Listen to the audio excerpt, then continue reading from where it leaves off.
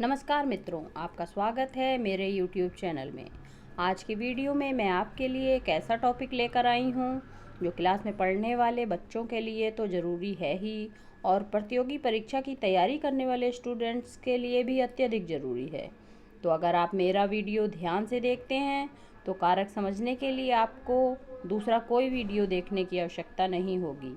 तो आइए शुरू करते हैं। कारक। अगर आपने अब तक मेरा चैनल सब्सक्राइब नहीं किया है तो कर लें, ताकि मेरा हर वीडियो आप तक पहुंच सके। तो हम स्टार्ट करते हैं। कारक।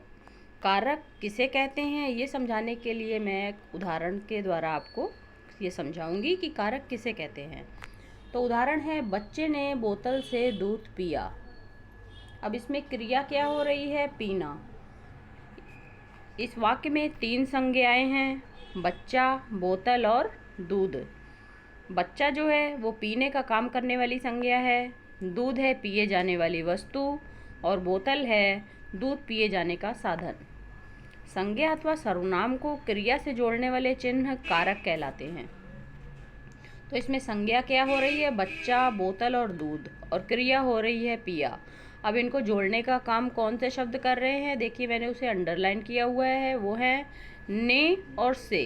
ये जो चिन्ह हैं ये इन वाक्य को क्रिया और संज्ञा को जोड़ने का काम कर रहे हैं, तो ये हमारे कारक कहलाते हैं। तो आपको समझ आ गया होगा कि कारक किसे कहते हैं। इसके बाद हम लोग पढ़ लेते हैं कारक के भेद। कारक 8 प्रकार के होते हैं: कर्ता, कर्म, करण, संप्रदान, अपादान, संबंध, अधिकरण, संबोधन। इनके लिए चिन्ह निर्धारित किए गए हैं। कर्ता ने, कर्म को, करण से के द्वारा, संप्रदान के लिए, अपादान से अलग होने के अर्थ में, संबंध का, की, के, रारी, रे, अधिकरण में, पर, संबोधन हे, अरे, ओ। तो सबसे पहले हम लोग देख लेते हैं कर्ता कारक किसे कहते हैं। जिस रूप से क्रिया अर्थात कार्य के करने वाले का बोध होता है वह कर्ता कारक कहलाता है, और इसका चिन्ह है ने, और शून्य भी इसका चिन्ह है। उदाहरण के लिए देख लेते हैं हम लोग, माता जी फल काट रही हैं। अब आप सोच रहे होंगे शून्य कारक चिन्ह कौन सा होता है। देखिए, यहाँ लिखा है माता जी फल काट रही हैं, लेकिन यहाँ पर कोई भी कारक चिन्ह नहीं आया है। तो यहाँ पर कोई कारक चिन्ह नहीं आया, इसलिए ये शून्य कारक चिन्ह है। फिर है दर्जी ने कपड़े सिले।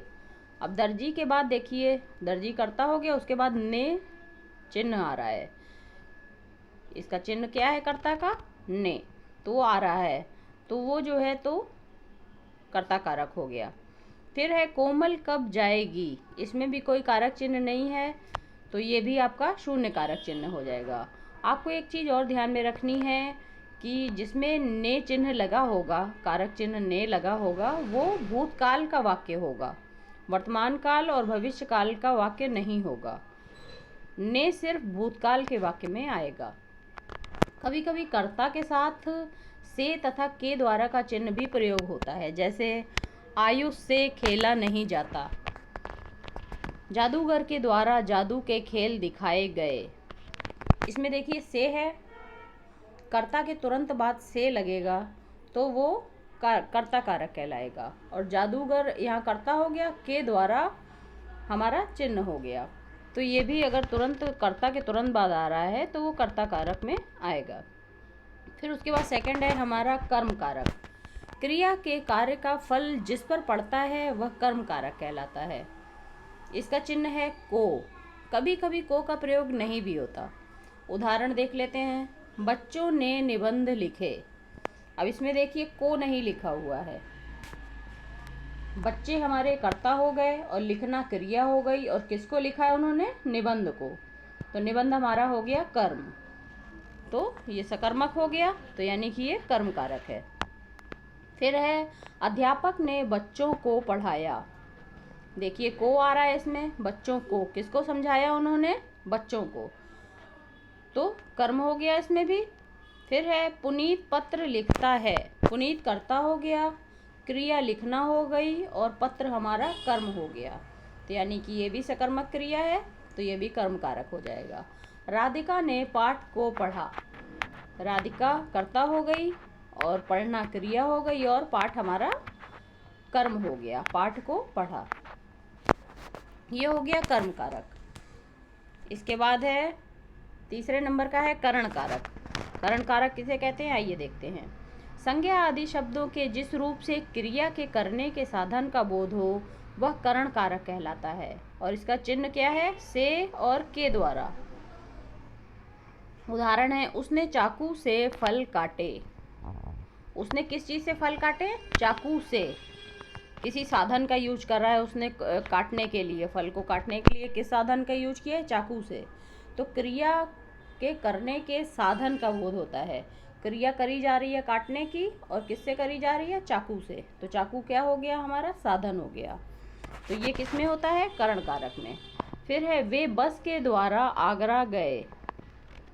वे किसके द्वारा आगरा गए, बस के द्वारा। तो बस क्या हो गई हमारे लिए, साधन हो गई। मैंने पेंसिल से चित्र बनाया। चित्र बनाया गया है, लेकिन किससे बनाया गया है, किस साधन से बनाया गया है, पेंसिल से। तो इसमें भी साधन का प्रयोग किया गया है, तो ये हमारा करण कारक हो गया। फिर है संप्रदान कारक। संप्रदान का अर्थ है देना, अर्थात वाक्य में जिसे कुछ दिया जाए या जिससे कुछ लिया जाए, वे शब्द संप्रदान कारक कहलाते हैं। और इसका चिन्ह होता है के लिए। कभी कभी इस कारक में को प्रसर्ग का भी प्रयोग होता है।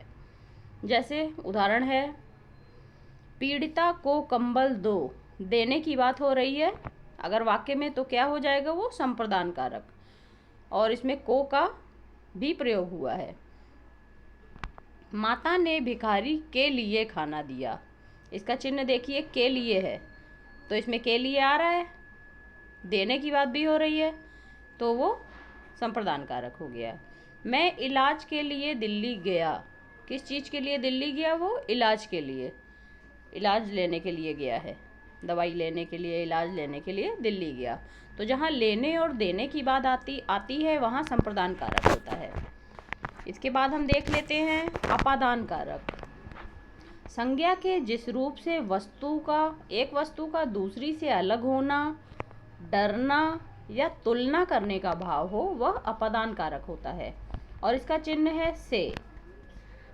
अब आप देखिए कि वाक्य में अगर कुछ अलग होने की बात हो रही हो, या डरने की बात हो रही हो, या तुलना करने का भाव प्रकट हो रहा हो, तो वह अपादान कारक होता है। उदाहरण देख लेते हैं। पेड़ से पत्ते गिरते हैं। अब पत्ते पेड़ से गिर करके क्या हो रहे हैं, वो पेड़ से अलग हो रहे हैं, तो यहाँ पर अपादान कारक हो जाएगा। से इसका चिन्ह भी लगा हुआ है। और दूसरा वाक्य है, श्वेता राखी से बड़ी है। तो इसमें तुलना की जा रही है श्वेता और राखी की, बड़े और छोटे की में, ठीक है। तो ये तुलना का भाव स्पष्ट हो रहा है यहाँ पे। फिर तीसरा है, आयुष शेर से डरता है। डरने की बात हो रही है आयुष की, तो यहाँ पर अलग होने की, डरने की और तुलना करने की भाव प्रकट हो रहे हैं, तो वो हमारे अपादान कारक हो जाएगा। फिर उसके बाद आता है संबंध कारक। शब्द के जिस रूप से किसी वस्तु का दूसरी वस्तु से संबंध प्रकट हो, वह संबंध कारक कहलाता है। जैसे का, इसके चिन्ह है का, की, के, रा, री, रे। देखिए उदाहरण दिया गया है, निखिल की बहन मेरे घर आई थी। की लगने से पता चल रहा है कि निखिल की बहन मेरे घर आई थी, संबंध स्पष्ट हो रहा है की लगाने से। और सेकंड है उदाहरण, मोहन के 3 भाई हैं। के लगा हुआ है और संबंध हो रहा है मोहन का अपने भाइयों से, ठीक है। मेरी बेटी 7वीं कक्षा में पढ़ती है। इसमें लास्ट में रारी रे भी आता है, तो इसमें देखिए मेरी आ रहा है, मेरा, मेरी, मेरे अगर आता है तो आपको पहचानना है कि संबंध कारक है। और का, की, के आता है तो संबंध दिखला रहा है, वो एक वस्तु का दूसरी वस्तु से, एक इंसान का दूसरे इंसान से, तो वो संबंध कारक हो जाएगा। फिर इसके बाद आता है हमारा अधिकरण कारक। अधिकरण कारक किसे कहते हैं, शब्द के जिस रूप से क्रिया के आधार का बोध होता है उसे अधिकरण कारक कहते हैं। इसका चिन्ह है में और पर। बच्चे कक्षा में शोर मचा रहे हैं।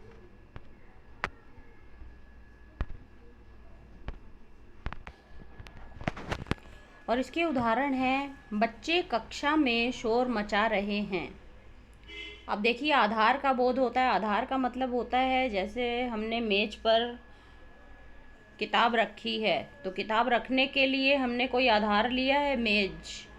तो उसी तरह से ये आधार इसका क्या हो गया, कक्षा में शोर मचा रहे हैं, तो कक्षा क्या हो गई, शोर मचाने का बच्चों के लिए आधार हो गई। फिर है सेकंड उदाहरण है, अलमारी में कपड़े रखे हैं। अलमारी में लगा हुआ है, देखिए इसका चिन्ह है में और पर। तो अलमारी में कपड़े रखे हैं, कपड़े रखने का आधार क्या हो गया, अलमारी हो गई। बंदर डाल पर बैठा है। बंदर को बैठने के लिए एक आधार चाहिए, वो है डाल। तो डाल पर बैठा है, पर लगा हुआ है, देखिए में और पर इसके चिन्ह हैं। तो इसकी पहचान हो रही है हमारी अधिकरण कारक की। फिर उसके बाद आता है संबोधन कारक। संबोधन का मतलब होता है किसी को पुकारना, बुलाना किसी को। शब्द के जिस रूप से किसी को पुकारा जाए उसको संबोधन कारक कहते हैं। और इसके चिन्ह होते हैं हे, अरे, ओ। अरे तुम कब आए, देखिए इसमें लगा हुआ है अरे। किसी को बुलाने के लिए हम क्या कर रहे हैं, अरे, है ना। जैसे हम किसी का नाम ना लेके उसे कह देते हैं अरे तुम कब आए। फिर उसके बाद है अरे तुम कब आए, हो गया है ना। फिर है अरे कहाँ जा रहे हो, नाम ना लेकर के हम अरे का बुलाने के लिए जो है तो अरे का संबोधन कर रहे हैं। और जैसे हम भगवान की सहायता चाहिए होती है, भगवान को किसी चीज़ के लिए याद करते हैं हम, तो क्या बोलते हैं, हे भगवान मेरी सहायता करिए। तो इसमें लगा हुआ है हे, अरे, ओ अगर आ रहा है पहले तो वो क्या हो जाएगा, संबोधन कारक हो जाएगा। तो ये तो हो गया आपका संबोधन, ये हो गया आपका कारक, यहीं पे समाप्त होता है। हम लोग फिर नए वीडियो के साथ मिलेंगे, तब तक के लिए नमस्कार।